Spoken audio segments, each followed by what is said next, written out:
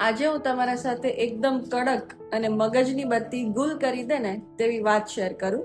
So hello everyone, welcome back to the Janvi's diary. To all my viewers, આજે તમને બધાને એક સરસ મજાનો સવાલ પૂછું. તમે બધા પૈસા તો ભેગા કરતા જ હશો, તો જ્યારે પણ તમે પિગી બેંકમાં કે બેંક અકાઉન્ટમાં પૈસાની બચત કરવા માટે જાઓ છો, ત્યારે તમારા મગજમાં સૌથી પહેલા કયો વિચાર આવે છે? કે કાલે સવારે કંઈ પણ જરૂર પડી, હું બીમાર પડ્યો કે મારા જીવનમાં મુશ્કેલ પરિસ્થિતિ આવી, ત્યારે આ પૈસા મને કામ લાગશે.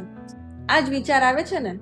અરે યાર, આપણે એમાં જ તો મોટો લોચો મારીએ છીએ. પેલો લો ઓફ એટ્રેક્શનનો નિયમ ખબર છે? એ શું કહે છે કે જ્યારે પણ તમે જેવા ઇન્ટેન્શનથી કંઈ પણ કામ કરશો ને, કુદરત એ જ વસ્તુ તમારી સામે લાવીને ઊભી રાખી દેશે.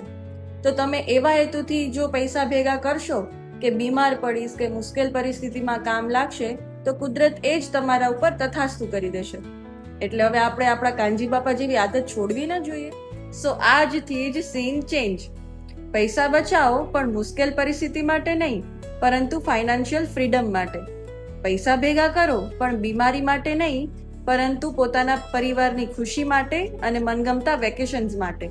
યાદ રાખજો બોસ, બચત પાછળની એનર્જી બદલાશે ને તો તમારી લાઈફની ગેમ જ ચેન્જ થઈ જશે. એટલા માટે જ આજથી જ પોઝિટિવ વાઇબ સાથે બચત કરીએ અને લાઈફને કહીએ ચીયર્સ. Thank you.